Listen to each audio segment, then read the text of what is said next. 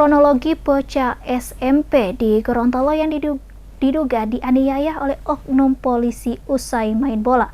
Berikut informasi selengkapnya. Kronologi bocah SMP di Gorontalo diduga dianiaya oknum polisi usai main bola. Seorang bocah yang berusia 12 tahun asal Kecamatan Telaga Biru, Kabupaten Gorontalo menjadi korban dugaan penganiayaan oleh oknum anggota polisi. Korban Nazril alias MNJ dipukul menggunakan kayu berukuran besar hingga mengalami luka lebam.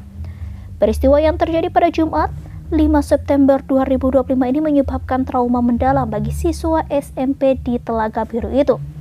Menurut Elvis, ayah korban, kejadian berawal dari perselisihan kecil antara Nazril dan teman-temannya saat bermain bola setelah sholat asar. Ibu dari teman Nazril yang melihat keributan itu kemudian melaporkan ke suaminya yang diketahui sebagai anggota polisi. Menjelang sholat maghrib, saat Nazril kembali ke masjid, dugaan penganiayaan itu terjadi. Nazril mengaku dipukul berkali-kali dengan kayu besar, meskipun tidak mengingat pasti jumlah pukulan. Luka lebam di tubuhnya terlihat jelas. Sejak kejadian, kondisi Nazril berubah drastis. Anak yang biasanya ceria kini menjadi pendiam dan murung. Ia sering terlihat pucat saat bertemu orang, bahkan merasa takut untuk keluar rumah. Hasnahani, ibu korban, juga mengaku terpukul melihat kondisi putranya yang sering menunduk bila berjumpa dengan orang lain. Elvis berencana membawa anaknya ke perlindungan perempuan dan anak keesokan harinya untuk meminta pendampingan psikologis. Jadi bagi saya, kalau saya ini kalau anak saya salah, bagi saya kalau anak saya salah, dia datang ke rumah, saya mau tanyakan mau dihukum secara apa sampai anak. Cuma ini masalahnya dia ambil main hakim sendiri. Sampai anak sekarang mau keluar saja susah. Mau orang salam di rumah saja dia pucat. Makan saja mau paksa ulang-ulang baru bisa memakan. Jadi bagi saya kalau untuk masalah ini mau diselesaikan secara bagaimanapun, yang saya pikirkan ini cuman masalah saya psikologis anak. Dia masa depan ke depannya gimana? Posisinya ini anak kan sebegini keadaannya, ketemu orang saja dia takut. Saya rasa ke depannya dia bagaimana. Jadi bagi saya entahlah kalau gimana, mudah-mudahan saya meminta bantuan Dinas Perlindungan Anak untuk bimbing anak ini untuk psikologisnya. Oleh sebab itu mungkin besok insya Allah saya mau ke kantor PPA untuk pendampingan anak saya untuk kembalikan psikologisnya supaya bisa ceria kembali, bisa sekolah, menurut saya gitu. Ya Pak, setelah dipukul anaknya ini ada lebam atau bagaimana? Yang sudah dilakukan apa? Setelah dipukul anak saya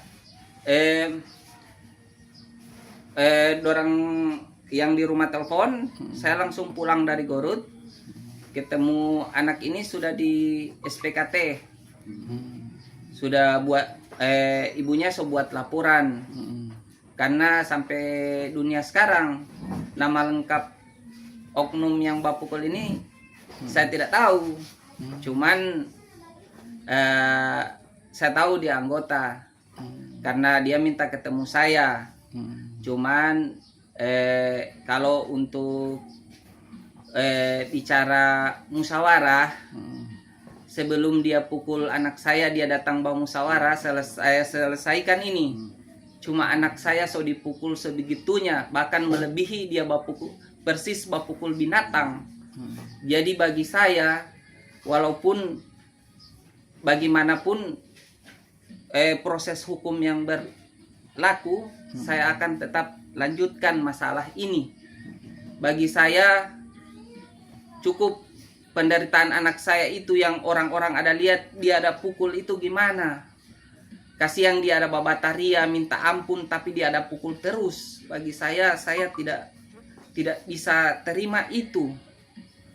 Setiap malam orang di rumah itu mau lihat dia keadaan ini, ya cuma air mata yang orang bisa membaliakan. Mudah-mudahan saya bilang ke sana sama dia kemarin bajalan dengan saya untuk supaya dia tidak trauma. Saya pakai bajalan seharian kemarin, walaupun jaga tidur di atas motor kasihan.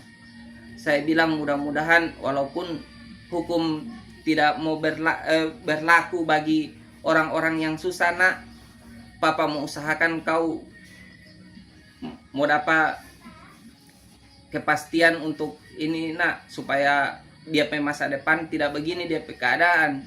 Ini anak ceria, cuman so jadi begini. Saya tidak ikhlas mau lihat saya pe anak dia pe kondisi begini. Tapi memang Pak, dari awal itu anak Bapak cuman bahas sentuh ya? Dari awal sampai itu iya pemicu sampai iya. Dipukul. Kemarin kan buat BAP di Polda. Iya. Anak saya ini kan cerita, dia ini kan main bola, main bola. Jam berapa itu Pak? Habis asar. Oh, habis asar. Habis asar, kebetulan dia ini bakiper. Iya. Anak ini ganggu. Karena dia so jengkel, dia bentak dan dia gertak. Mamanya lihat, katanya anak saya dipukul. Dia lapor ke suaminya. Suaminya ke rumah itu. Dia bilang pokoknya dia suruh datang ke rumah ini. Anak, saya ada telepon mama. Saya bilang untuk apa? Saya bilang kalau untuk sampai anak banakal, tunggu saya pulang.